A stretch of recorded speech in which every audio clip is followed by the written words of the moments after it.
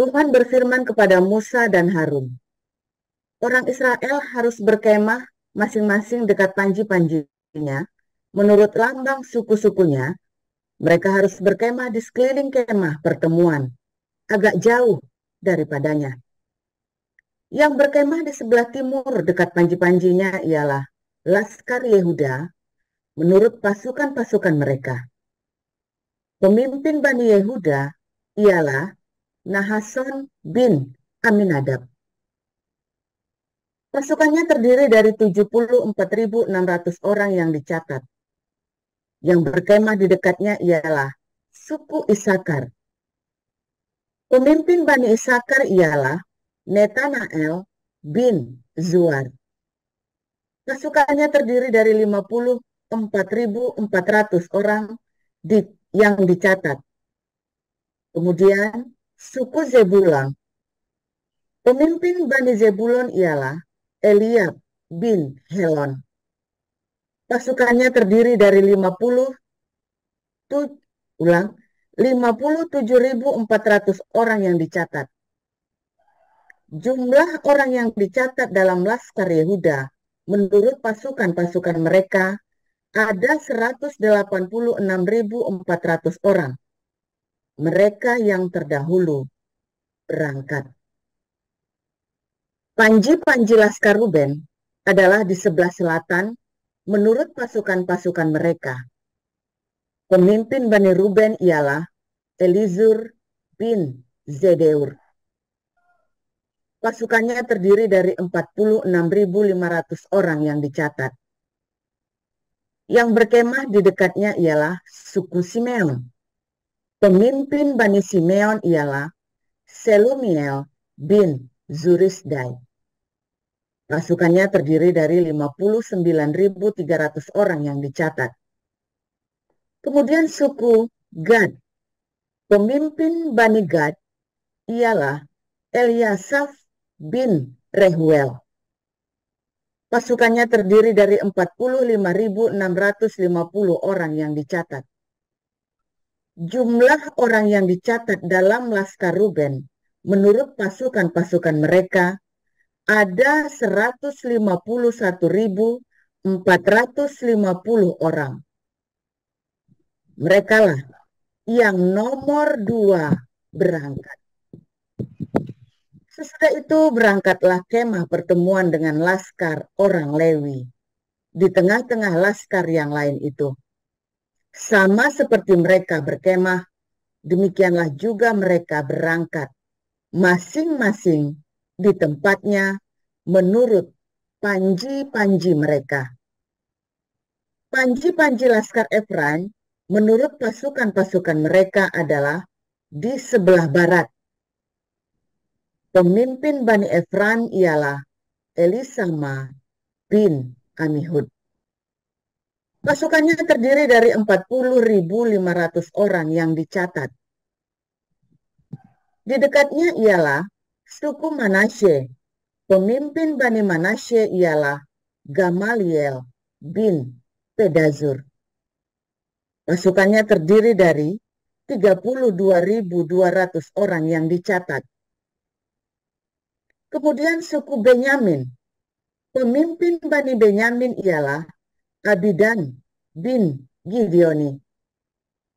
Pasukannya terdiri dari 35.400 orang yang dicatat. Jumlah orang yang dicatat dalam Laskar Efraim menurut pasukan-pasukan mereka ada 108.100 orang. Mereka lah yang nomor 3 berangkat. Panji-panji Laskar Dan adalah di sebelah utara menurut pasukan-pasukan mereka. Pemimpin Bani Dan ialah Abiezer bin Amisyadal.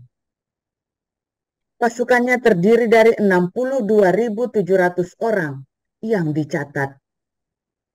Yang berkemah di dekatnya ialah suku Asher. Pemimpin Bani Asher ialah Pagiel bin Ochran.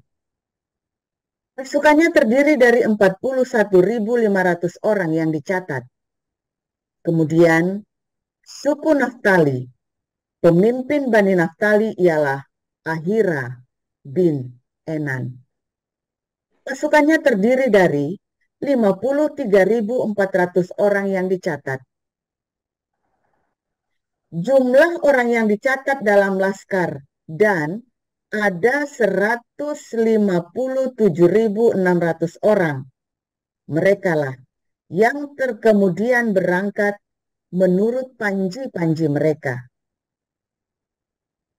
Itulah pencatatan orang Israel menurut suku-suku mereka. Jumlah orang yang dicatat dalam laskar-laskar dengan pasukan-pasukannya ada 603.550 orang. Tetapi orang Lewi tidak turut dicatat bersama-sama dengan orang Israel seperti yang diperintahkan Tuhan kepada Musa. Maka berbuat demikian tepat seperti yang diperintahkan Tuhan kepada Musa, demikianlah mereka berkemah menurut panji-panji mereka. Dan demikianlah mereka berangkat masing-masing menurut kaumnya dan sukunya. Demikian.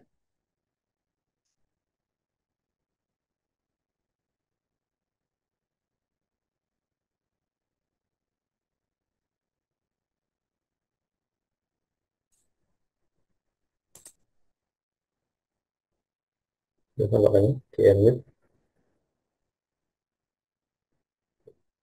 Efesus 6 ya. Iya, 6 ayat 1 sampai 24.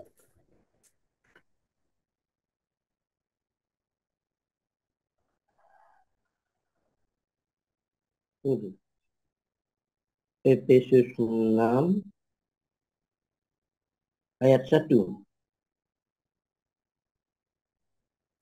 sampai 24. sampai 24. 24. Iya. Ya, ya.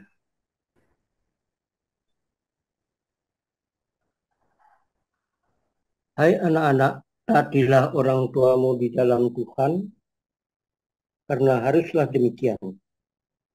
Hormatilah ayahmu dan ibumu, ini adalah suatu perintah yang penting, seperti yang nyata dari janji ini.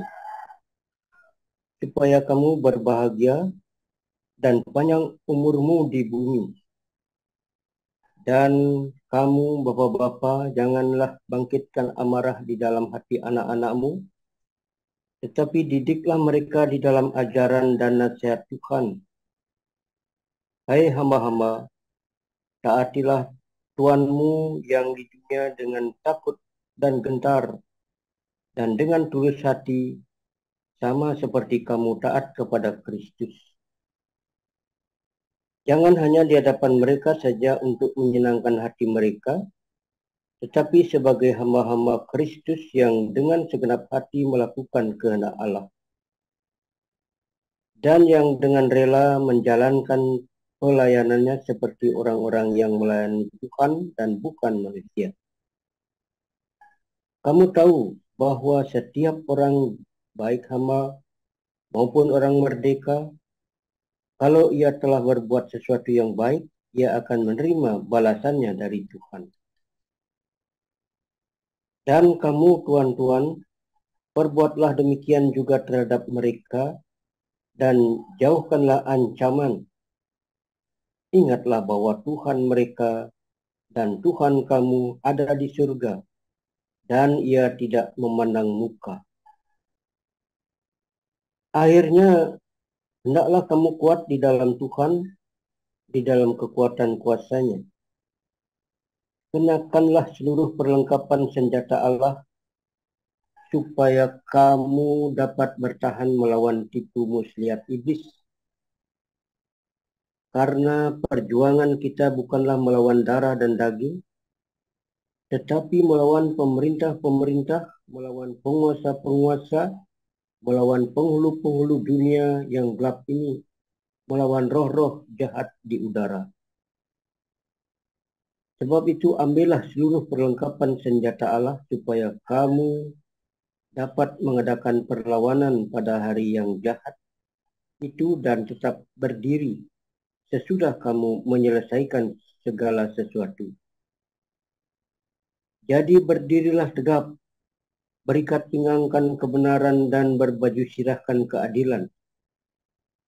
Kakimu berkasutkan kerelaan untuk memberitakan Injil damai sejahtera. Dalam segala keadaan, pergunakanlah perisai iman. Sebab dengan perisai itu, kamu akan dapat memadamkan semua panah api dari si jahat. Dan terimalah ketopong keselamatan dan pedang roh, yaitu firman Allah. Dalam segala doa dan permohonan, berdoalah setiap waktu di dalam roh dan berjaga-jagalah di dalam doamu itu dengan permohonan yang tak putus-putusnya untuk segala orang kudus. Juga untuk aku, supaya kepadaku, jika aku membuka mulutku, dikaruniakan perkataan yang benar, agar dengan keberanian aku memberitakan rahasia Injil yang kulayani sebagai utusan yang dipenjarakan. Berdoalah supaya dengan keberanian aku menyatakannya sebagaimana seharusnya aku berbicara. Supaya kamu juga mengetahui keadaan dan ihwalku, maka Tihikus, saudara kita yang kekasih dan pelayan yang setia dalam Tuhan, akan memberitahukan semuanya kepada kamu. Dengan maksud inilah ia kusuruh kepadamu, yaitu supaya kamu tahu bahwa ihwal kami dan supaya ia menghibur hatimu. Damai sejahtera dan kasih dengan iman dari Allah, Bapa, dan dari Tuhan Yesus Kristus menyertai sekalian saudara. Kasih karunia menyertai semua orang yang mengasihi Tuhan kita Yesus Kristus dengan kasih yang tidak binasa. Terima kasih untuk para lektor, Ibu Nerliana dan Pak Kayang. Kita akan menerima firman Tuhan dengan judul Laskar Kristus. Silakan Pastor Paul.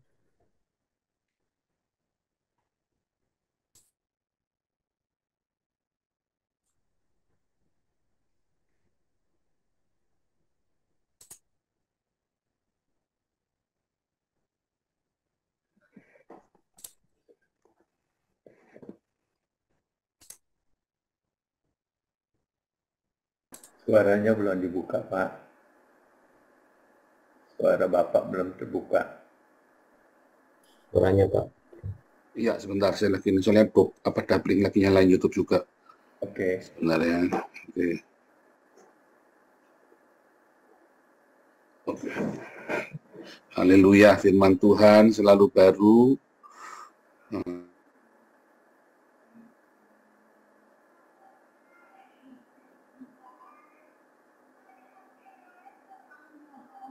Benar ya. Ya, luar biasa. Karena di dapur gerutuk-gerutuk lagi bikin es jeruk. Waduh, panas banget di sini, saudara ya.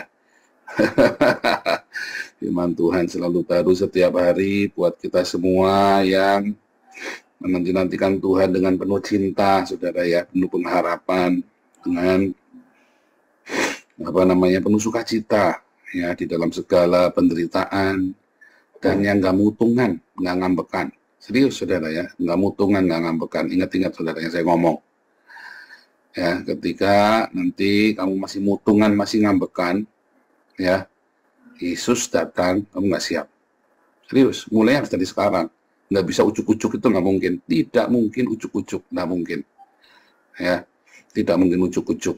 Kamu bisa tiba-tiba, wah, tegar, berdiri.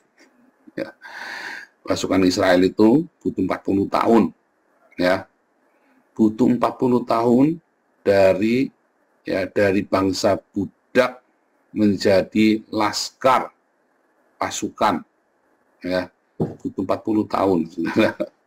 Itulah sebabnya Kristen awal tidak pernah menyebut dirinya adalah Laskar Kristus.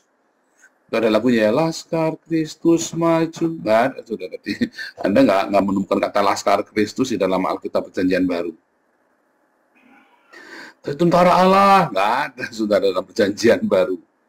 Ya, akan ketemu. Kenapa itu? Satu, ada dua hal ya. Satu, memang kita tidak mengenal konsep tentara Allah di dalam Perjanjian Baru. Ya, kita tidak mengenal konsep tentara Allah, tapi kita mengenal konsep anak-anak Allah. Ya, dan ketika kita memberikan konsep anak-anak Allah dengan tentara Allah, maka nanti orang Kristen nanti akan bunuh-bunuhan. Makanya di Perjanjian Baru Anda tidak menemukan konsep tentara Allah, prajurit Kristus. Ya, jadi Anda jangan bangga dengan sebutan prajurit Kristus, tentara Allah, laskar Kristus. Itu semua akan mengembalikan kamu ke zaman Crusaders. Crusaders itu nggak ada baiknya, saudara. Hati-hati, saudara ya. Semua kisah tentang Crusaders itu, ya, yang baik-baik itu hanya dari gereja. Ceritanya gereja menceritakan Crusaders yang baik-baik. Kalau kamu lihat dari sejarah sekuler, cerita tentang Crusaders itu, pasukan Kristus, tentara Allah, laskar Kristus, apapun namanya, nggak ada yang baik. Dari sisi orang Islam, dari sisi orang Yahudi, dari sisi sejarah sekuler, nggak ada yang baik. Ya, ini jangan bangga, aku laskar Kristus, cetek jedor. Aduh, senggol bacok, saudara. Aku laskar Kristus, senggol bacok. Nah, itu karena Anda bangga dengan laskar Kristus, jadi Anda senggol bacok. Ya kan? Benar nggak? Nah, itu tadi, laskar Kristus mutungan. Kalau awas, kalau sudah mutung, tak bacok kamu nanti. Repot, saudara. Ya kan? Laskar Kristus kalau sudah mutungan itu, saya senggol bacok. Hati-hati, saudara ya. Nggak kenanan kamu nanti. Saya ngomong serius ya. Ketika ada terjadi gesekan, ya tadi malam ya, koinonia ya, kamu tidak siap. Kalau kamu tidak sekarang, nanti pada saat Yesus datang, kamu nggak siap. Pasti berkhianat, pasti nggak tahan atau kepahit, atau kalau kamu tidak berkhianat ya kamu yang mundur, kepahitan. Kenapa? Karena kamu akan dikhianati oleh temanmu sendiri, oleh sahabatmu sendiri. Ya, kamu akan melihat pengkhianatan di depan mata, dan kalau kamu nggak tahan melihat ketidakadilan itu, pengkhianatan itu, hilang imanmu, saudara. Ya, kalau kamu yang dikhianati, saya pernah kehilangan iman karena dikhianati, saudara ya. Ya, pendeta kegiatannya sama pendeta. Ketika saya dikhianati oleh keluarga besar saya masih tegar berdiri, saudara. Ya maklumlah, namanya keluarga belum tentu cinta Yesus. Ketika saya dikhianati sesama hamba Tuhan, habis saya, saudara, saya mau mundur, saya mau jadi Islam. Udah kate-katin itu sama Anu udah ngomong-ngomong itu saya. Kalau kita jadi Islam kan kita ini pura-pura jadi Islam, kita nggak mau menyangkal Yesus, kita bilang begitu ya, supaya mereka tahu. Nah, kita jawabannya gitu. Makanya ketika bertemu Riwali atau siapa ya, kenapa sih Paul nggak jadi Islam aja? Oh, kalau saya jadi Islam banyak yang murtad, kamu orang Kristen, saudara. Serius, saudara. Serius, jahat sekali. Dan licik sekali ya caranya ya. Iya, benar ya, saudara ya. Anda bayangin pendeta jadi Islam, jadi ustadz, atau tekadnya jadi ustadz, saudara ya. Sudah saya tekatin itu waktu itu. Ya, jadi jangan ngarep-ngarep orang jadi Islam, saudara ya. Jangan nyuruh-nyuruh orang jadi Islam, nggak baik ya, nggak baik. Nah, saudara, di dalam Kristen Perjanjian Baru itu tidak ada konsep laskar Kristus, tentara Kristus, prajurit Kristus, dan semua yang berbau-bau militer itu nggak ada. Karena Anda adalah domba-domba Kristus. Yesus adalah gembala. Kita ini adalah anak-anak Allah. Yesuslah yang sulung. Ya, kita ini adalah merpati yang lemah lembut. Ya, kita disuruh tulus seperti merpati. Tetapi kita bukan serigala, kita bukan kambing, kita bukan apalagi onta. Onta itu binatang yang pendendam ya, saudara. Anda tahu nggak onta itu binatang yang pengendam? Onta itu ya, kalau anjing itu mudah memaafkan ya. Anjing itu mudah memaafkan. Onta itu kalau kamu nyakitin onta, suatu ketika ketemu lagi orang itu ya, onta itu bisa ingat loh sampai tahunan. Dikejar kamu sama onta itu, saudara. Dan kalau kamu sembunyi di bawah, onta itu pintar kan? Dia tahu kamu di bawah, kamu lagi sembunyi di apa? Selemekan begitu, dia akan tindis kamu, saudara. Dan kalau kamu sembunyi di tong, tongnya ditendang supaya kamu keluar dari tong itu disepak-sepak begitu. Digigit sama onta itu ya. Pokoknya kalau onta itu binatang yang pendam sekali, dia ingat bertahun-tahun, dia bisa tahu loh, dia bisa ingat. Ya. Jadi kalau kita bilang si kadrun kadal gurun ini onta, ya orang-orang ya wajar ya, mereka pendendam ya. Mereka itu pendendam, bisa ingat ya. Jadi jangan bangga kalau kamu jadi laskar Kristus, prajurit Kristus dan sebagainya macam. Karena kita ini domba-domba yang menurut, yang geluh ketika masuk tempat penyembelihan. Serem ya, saudara ya. Ketika kamu masuk tempat penyembelihan, kamu geluh, enggak mengembik. Tetapi ketika serigala datang, ketika penyamun perampok itu datang, dia mengembik, sampai gembala-gembalanya datang ribut ya. Dia berdoa, ya. Tapi ketika masuk dalam tempat penjagalan, dia pasrah, diem, keluh, ya. Bahkan ketika dipuluin ya, ketika dipuluin juga sama ya, dia keluh, diem, nurut, nggak merontak-merontak, ya. Nah, kalau pasukan Kristus yang lawan, pasukan Kristus yang lawan, senggol bacok. Jangan bangga jadi tentara, ya kan? Prinsip harga diri. Enggak, saudara, kita itu main keluh. Ketika terjadi orang-orang nyakiti kamu, memfitnah kamu, mengata-ngatai yang tidak baik, kita jangan membalas dengan kata-kata yang tidak baik. Ya. Jangan meresponi dengan negatif. Biasa saja. Ya, karena kita keluh kan. Tapi kalau ada yang menyesatkan kita, ada yang berusaha melawan kita, berusaha merugikan hidupmu, ya membunuh, ya kamu mengembik. Ketika ada orang menipu, ada orang, ya kita berdoa sama Tuhan, mengembik, bukan gigit juga, bukan nanduk juga, mengembik. Karena kita adalah domba. Wah, kasihan amat Pak orang Kristen Pak. Ya, kamu boleh mengembik verbal. Yang boleh kamu lakukan adalah perlawanan verbal, saudara. Ya, kita boleh mengadu secara hukum dan berapologetika, tetapi kamu tidak boleh menumpahkan darah, kamu tidak boleh membalas. Ya, tidak boleh mendendam. Tapi kita ini adalah domba-domba yang mengembik. Sebab apa, saudara? Sebab musuhmu itu bukan orang itu loh, tapi ideologi atau ide-ide atau sesuatu yang di dalam pikirannya dia yang membuat dia jadi salah. Kamu tidak bermusuhan dengan orang-orangnya itu, kamu nggak bermusuhan. Kamu tidak bermusuhan dengan oknum itu, tetapi yang merasuki cara berpikir dia. Sehingga dia punya ide untuk mencelakakan kamu atau untuk memfitnah atau untuk menghina kamu, atau bahkan sebenarnya orang itu nggak ngapa-ngapain sebenarnya, tapi kamu merasa terhina. Orang itu nggak ngapa-ngapain. Ya, ada orang ya. Saya kan aktif di dalam komunitas apapun ya dari kecil ya. Saya nggak suka menyendiri. Jadi kalau saya tuh suka mencari teman. Tetapi namanya orang ya kan selalu ada yang nggak suka, karena saya ya begitu saya datang itu kan heboh. Nah, ada orang-orang yang nggak suka selalu, dan tiba-tiba saya dimusuhin. Saya nggak salah apa-apa, tapi bisa tiba-tiba dimusuhin, lalu orang merasa sakit hati dengan saya, sombong, beginilah begitu. Jadi suatu ketika ya di persekutuan doa kami ya, saya baru gabung dengan persekutuan, saya masih SMP kelas 3 ya, atau SMA kelas 1 saya lupa ya. Saya baru gabung dengan persekutuan doanya, tempatnya Mas Adi itu loh. Jadi kami punya persekutuan doa sendiri, Lalu Adi punya persekutuan doa, lalu kita gabung supaya izinnya nggak usah bikin lagi, nggak usah ada 2 persekutuan, katanya grupnya Adi itu ya. Jadi kami gabunglah. Ya, kalau saya kan nggak masalah, yang penting kita bikin persekutuan, dan persekutuannya Adi waktu itu sudah hampir bubar. Punya saya baru mulai ya, kita ada 30 orang mulai itu ya. Lagi semangat-semangatnya tuh.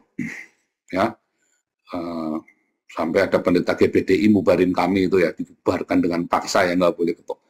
Dilaporkan polisi nanti katanya kalau saya tetap berkumpul. Gila ini orang pendeta ini memang ya. Nah itu ya, pendeta sesama pendeta ngelaporin polisi itu ya. Padahal saya masih SMP kelas 3, saya ingat ya, saya pulang saya cuma sedih sekali ya. Kalau ada pendeta mau ngelaporin saya ke polisi gara-gara saya bikin persekutuan doa, padahal ditakut-takutin lah mungkin ya. Padahal si pendeta itu saya tahu waktu papi saya masih punya duit itu suka minta-minta dibelikan ban mobil, ya kan, ban mobil mahal ya, ban mobil Land Cruiser itu loh, ban mobilnya Land Cruiser yang gedenya segede gaban itu, bukan ban mobil kecil, bukan ban mobilnya Suzuki Carry, ban mobilnya Land Cruiser itu, ya minta dibeliin ban mobil, minta apa, minta diamplopin, pokoknya itulah. Dan saya yakin dia tahu loh, saya itu anaknya. Ya, itu ya papi saya itu ya, saya yakin dia tahu. Tapi karena sudah lama nggak pernah setoran mungkin ya, saya diancam mau dilaporkan polisi gara-gara saya persekutuan doa. Itu sejak itu saya antipati ya dengan GBDI ya. Dulu ya, sekarang sudah enggak ya. Tapi waktu itu saya langsung antipati dengan begitu GBDI, saya udah mules perutnya, udah males deket-deket orang GBDI. Soalnya saya ingat pendeta itu ya, mau dilaporkan polisi gara-gara bikin persekutuan doa. Tapi hal itu membentuk saya, saudara. Nggak mutung, ya. Walaupun mules ya, kalau dengar nama, dari mana dari GBDI, langsung saya mules, saudara. Aduh, nanti dilaporin polisi lagi. Bukan mutung ya, cuma nanti dilaporin polisi lagi sama pendeta dia lagi. Padahal ada banyak GBDI ya di Tegal itu ya. Nah, tapi udah males dulu, karena keras-keras ya pendeta GBDI itu ya. Nah, tapi itu saudara ya, banyak orang mutungan sama komunitas sesama kita, ya. Sama sesama kita aku berani ya, tapi sama orang Kristen lepas, sama orang Islam lepas nggak berani, saudara. Nah aneh ya, kalian sesama kita tuh bisa saling baku hantam ya. Saya tuh ngomong ya sama Santi Amer ya, sebelum saya keluarkan Delarua itu dari kita ya. Santi Amer, kamu tuh bukan musuhku loh. Sadar Santi Amer, kamu tuh bukan musuhku. Musuh saya itu orang Islam. Saya bilang begitu loh sama Santi Amer loh. Dan mereka nggak sadar, ya udah kita pisahan aja supaya jangan ribut. Saya bilang begitu, kita pisah aja supaya jangan ribut. Sebab nggak bisa, kamu nggak mau kasih laporan keuangan. Saya bilang begitu ya, kamu nggak laporan keuangan, saya suruh beresin websitenya, kamu nggak beresin, sampai akhirnya pembantu yang transfer. Ya, sampai akhirnya pembantu yang transfer itu ya, website itu. Jadi saya bilang, waduh kalau begitu caranya, kamu nggak bisa sama kita. Nah, saudara, itu hati-hati, saudara ya, itu hati-hati. Ketika kamu sudah saling menyerang, kita saling menyerang sesama kita, itu hati-hati, saudara. Kita takut sama orang Islam, tapi sesama kita gigit-gigitan sendiri. Ingat-ingat, saudara, musuh kita itu bukan sesama kita. Kalau Anda menjadi tentara Kristus, yang musuh kita adalah siapa saja. Kita namanya tentara, bahkan di rumah sendiri pun bisa dimarah-marahi. Orang jadi tentara kebiasaan, tegang semuanya, selalu tegang tiap hari. Di rumah pun tegang, coba anak-anaknya tentara itu. Jarang yang nggak tegang, saudara. Ya, anak-anak tentara itu ya sebenarnya brutal-brutal juga. Nggak tahan juga, karena bapaknya dendam, di pelonco di tempat pelatihannya, di rumah dia melonco anaknya. Ya kan? Semua nggak yang di Inggris, nggak yang di Eropa, nggak di Amerika, nggak yang di Indonesia. Anak tentara biasanya ya dendam, pelampiasan dendam bapaknya di pelonco, sok-sokan disiplin. Padahal enggak, karena bapaknya nggak berdamai. Ya, waktu didisiplin dengan keras itu kan sakit hati, saudara. Nggak cuma sakit badannya, kadang-kadang dihina juga ya, apalagi yang mengalami bully ya. Di rumahnya ada dia bully anaknya. Anak-anak tentara ya, kamu kalau tidak berdamai, Anda yang profesi sebagai tentara, kalau kamu tidak berdamai, kamu tidak sadar kamu bully keluargamu loh. Tapi kalau kamu berdamai, kamu bisa berdamai. Balik lagi, kita ini bukan prajurit, saudara. Kita ini domba. ya domba-domba Kristus, ya yang mengembik saat musuh datang, berdoa, teriak-teriak sama Tuhan. Ya, kita hanya bisa mengembik, ya kita hanya bisa berdoa dengan verbal, mengatakan, ya, tapi kamu tidak bisa menanduk, kamu tidak bisa melakukan serangan-serangan balik untuk apalagi dendam. Domba itu tidak dendam, ya, itu binatang yang sangat lembut, saudara, sama seperti merpati. Makanya korban bakaranmu adalah domba dan merpati, saudara. Kenapa korban bakaranmu bukan serigala atau anjing kesayanganmu, saudara? Domba sama anjing kesayanganmu, kamu lebih sayang sama anjing kesayangan daripada sama domba, kan? Tapi korban bakaranmu itu domba, walaupun kamu sayang sama anjingmu, mau dikorbankan tetap nggak diterima, karena anjing bisa menggigit. Ya, beneran, saudara, ya.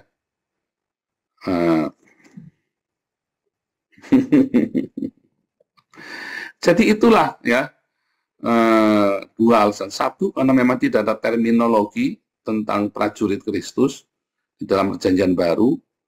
Ya, yang kedua, memang kita ini bukan prajurit, bukan tentara. Kita ini adalah domba. Ya, kita ini adalah domba. Kita ini adalah anak-anak Allah.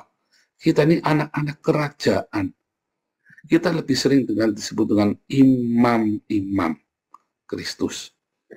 Bukan sebagai tentara, saudara. Sikap hatimu sebagai imam. Ya, persembahan kita, cara hidup kita adalah cara hidup imam. Lewi, lihat ya, kemarin kita bicara ya, seluruh Israel di zaman Perjanjian Lama yang nggak terhitung itu orang Lewi. Tetapi Perjanjian Baru suku Dan yang nggak dihitung, orang Lewi dimasukin. Ya, kalau dalam Perjanjian Lama orang Lewi nggak dimasukkan, karena mereka adalah imam. Nah, kita ini adalah imamat yang rajani. Ya, kita adalah imam, kita bukan laskar. Yang disebut laskar itu yang lain selain Lewi. Ya, kita ini adalah imam yang menguduskan hidup kita hanya untuk Kristus. Dombanya siapa? Kita. Kan Kristus menunjukkan sendiri, memberi contoh. Yesus adalah imam besar agung, domba sembelihannya adalah dia sendiri, saudara. Kita ini adalah imam-imam, domba sembelihannya daging kita sendiri, saudara.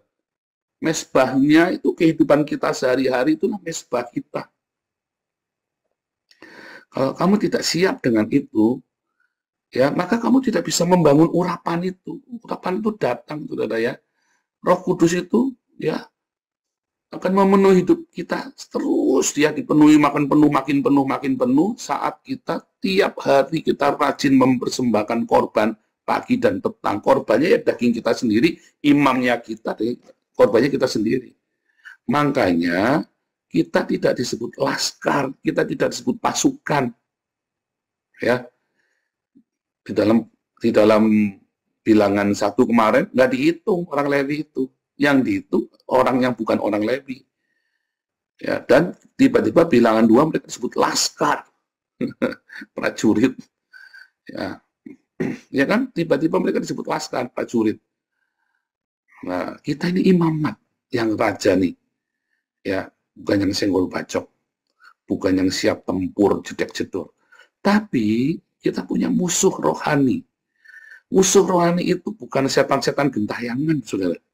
Jangan berpikir itu Efesus 6 roh-roh jahat di udara itu adalah setan-setan gentayang, kuntilanak genderuwo. Kuntilanak genderuwo itu nggak ada artinya dibanding dengan saudara? Dengan setan-setan yang bikin kamu mutung dan ngambek. Tadi ya, kadang-kadang kita ini datang ke sebuah komunitas, ya, entah mengapa kamu tidak disukai. Pernah ngalamin begitu nggak? Ada nggak ya pernah ngalamin gitu? Mungkin cuma saya kali, jangan-jangan. Masuk komunitas, tiba-tiba nggak disukai. Entah salahnya apa, saya juga nggak ngerti. Tiba-tiba nggak disukai aja. Ya, tadi balik lagi ya, komunitasnya si Adi tadi ya. Saya masuk, tiba-tiba ada orang-orangnya teman-temannya Adi yang tidak suka sama saya, saudara. Saya nggak tahu salahnya saya apa. Oke, saya didiamkan selama berbulan-bulan. Kan ada kan? Nah, itulah setan, bukan orangnya, tapi kondisi itulah setan. Setan itu bukan gentayangan genderuwo, bukan ya. kondisi adversary itulah setan, saudara. Ya, itulah iblis. Tekanan-tekanan yang membuat orang nggak disukai, yang tidak saling suka, entah kenapa, mungkin omongannya salah ngomong, entah. Padahal, ya, kalau dipikir-pikir ya, saya seringkali dalam komunitas yang lagi gegeran gitu ya, ada orang, ada satu kelompok sedang menyampaikan ini, yang satu kelompok menyampaikan yang lain. Sebetulnya dua-duanya niatnya baik, tetapi yang satu merasa dihina, yang satu merasa yang ini nih nggak bener. Ini kamu orang nggak bener nih. Tapi yang satu merasa ini, padahal kalau dikumpulkan sebenarnya nggak ada apa-apa, saudara. Itulah setan. Itu yang lebih ditakuti, saudara. Bukannya genderuwo kuntilanak. Siapa di sini yang masih takut sama genderuwo kuntilanak? Aduh, saudara ya. Kasihan amat. Kamu tidak takut dengan perceraian di dalam rumah tanggamu. Suami istri kadang-kadang ikut masalahnya apa, saudara? Nggak ada. Coba kamu udah ribut sama istri, sama suamimu. Nggak ada masalahnya sebenarnya. Ya kan? Nanti tiba-tiba ada setan kan di situ. Itu kan ada setan di situ, ada roh jahat. Itulah yang kamu perangi. Istri, ya, ngomong mau beli dompet baru. Suami, padahal ada duitnya. Tapi tiba-tiba ngomong, dompet terus, boros. Tiba-tiba motong. Istrinya, tiba-tiba suaminya malah tambah marah lagi. Akhirnya gara-gara mau beli dompet baru yang harganya nggak seberapa, ya kan, bisa cerai. Gitu. Itu tadi yang sering kali masalah-masalah sepele gara-gara mencet odol, bicara masalah papimu dan papiku, kemudian ribut ini ribut itu, akhirnya pegatan juga gara-gara mencet odol. Ya kan? Itu setan. Dan kamu nggak takut dengan setan yang begitu, kamu takutnya sama genderuwo, sama kuntilanak. Kita ini Laskar Kristus, kami Laskar Kristus, tek jedor. Kamu malah takutnya sama genderuwo kuntilanak, kamu tengking-tengking setan-setan itu. Yang setannya yang kamu takut itu yang bikin kamu pegatan, itulah setan, saudara. Gara-gara masalah odol, gara-gara masalah dompet, kamu pegatan. Ya kan? Setannya itu kamu kakak beradik, ini cuma gara-gara masalah warisan. Tinggal dibagi saja enak, tapi itu jadi ruwet. Iya kan? Kalau nggak ada kan nggak ada yang dibagi. Kalau nggak ada yang dibagi, kamu ruwet nggak ruwet, saudara, nggak musuhan. Begitu ada, kamu nggak bisa berbagi, ruwet, kamu malah bacok-bacokan. Itu kan setan itu. Ya kan?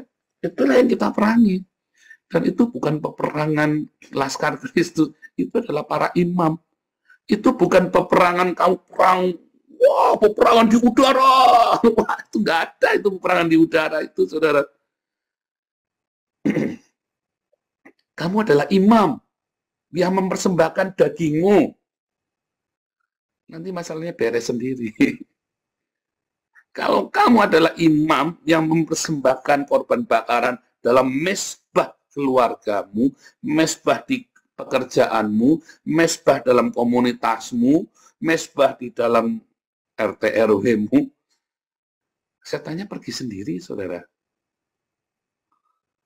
Ya, peperangan kita adalah peperangan imamat, peperangan para imam, bukan peperangan Laskar Benyamin, Laskar Yehuda, Laskar Ruben, bukan. Kita ini peperangannya adalah peperangan imam. Ketika kamu ada korban sembelihan di situ, kamu masak uang hadirat Maha Kudus, malaikat yang berperang bagi kita. Ya, itu saudara. Makanya yang dibolehkan adalah kamu membela verbal. Ya, membela diri secara verbal, mengentak keadilan kepada pemerintah, dan kamu berapologetika.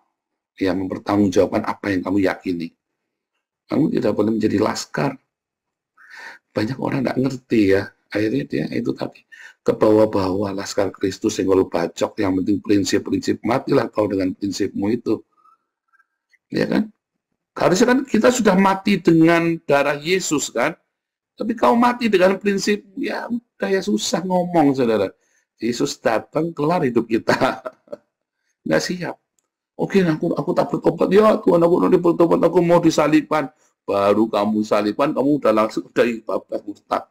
Kamu melihat keluargamu dikhianati, saudaramu dikhianati. Saya melihat ya orang-orang dihianati, tiba-tiba Gilbert cium tangannya antikris. Repot kamu saudara, pusing kamu di kepalamu. Ya kan? Aduh, ya itulah. Kamu kan begitu ya. Kamu kan dihianati oleh saudaramu sendiri, oleh gembalamu sendiri. Hati-hati saudara. Oleh orang tuamu, oleh anakmu, oleh istrimu, suamimu, oleh sanak famimu yang akan berkhianat kepadamu. Kamu bukan laskar, kamu adalah imam. Yang korbannya adalah daging kita sendiri, harga dirimu. Ya, korbannya adalah kehidupan kita. Kalau kamu sudah bisa melakukan, itulah pelayanan. Pelayanan itu bukan kamu jadi pengurus yayasan, saudara. Kamu jadi pengurus itu bukan pelayanan, itu jabatan. Kalau kamu gila jabatan, kamu senang. Ya kalau tidak, ya kamu sedang aktivitas saja. Ya, tetapi yang namanya melayani, ketika itu terjadi gesekan, baru itu namanya melayani Tuhan yang tidak dapat dilihat oleh mata. Kamu aktif di gereja itu bukan pelayanan. Apalagi kamu jadi WL, kan, wah, tepuk tangan buat saya. Makanya saya kan kalau terang-terang ya, kalau di YouTube, tepuk tangan buat saya. Terus saya lagi ngomong, lagi sarkastik. Terus siapa yang suka bilang tepuk tangan buat Tuhan? Ya, nanti kalau nggak ada tepuk tangan, kurang meriah. Maksudnya, berilah kemuliaan buat saya, saudara. Tepuk tangan lagi buat saya. Nah, terang-terang aja buat saya, jangan buat Tuhan. Bohong kamu, saudara. Iya kan? Tepuk tangan buat kamu itu biar malaikat yang tepuk tangan buat kamu ketika kamu dikhianati, ketika terjadi gesekan dan kamu bisa mengalah. Dan kamu bisa, aku tunggu ya di pojokan, bukan aku tunggu ya di tikungan, bukan maksudnya. Aku tunggu ya, kita sama-sama menunggu Tuhan. Begitu saudara ya, bukannya senggol bacok, bukannya terus mutung-mutungan, ngambek-ngambekan. Suami istri, anak beranak, kakak beradik, mutung-mutungan. Ya sudah ada gesekan, ya sudah, nggak apa-apa, kita diam dulu. Bukan ngenengke, bukan, tapi diam dulu. Ngomong nanti salah, udah diam dulu. Wait and see-nya bukan wait, sisi enggak, bukan ya. Tetapi kita wait dulu, kita menunggu Tuhan. Kita bukan nunggu orang itu, kita nunggu Tuhan. Tuhan, kamu mau apa Tuhan? Jangan memutuskan apa-apa ketika kamu lagi gesekan, saudara ya. Jangan memutuskan apa-apa. Tunggu Tuhan. Apa yang harus aku lakukan, Tuhan? Begitu, saudara. Pelayanan, menjadi pengurus, menjadi aktif di dalam komunitas, itu bukan pelayanan. Yang namanya melayani, ketika terjadi gesekan, kamu bisa melepaskan pengampunan, kamu bisa memahami dan mengerti. Dan sikap hatimu tetap benar di dalam cinta, di dalam kasih, di dalam kebenaran, di dalam respon yang benar. Itu baru melayani, saudara. Ya, jadi kalau kamu di sini, kalau tidak di dalam komunitas, ya, maka kamu tidak punya kesempatan melayani Tuhan. Karena kapan gesekannya, sampai gesekan kamu pergi kok. Setiap benturan kamu pergi, setiap benturan kamu pergi. Lalu kapan melayani Tuhannya? Kamu bisa aktif di mana saja, setiap kali benturan kamu pergi. Itu bukan melayani Tuhan, ya. Tuhan Yesus memberkati.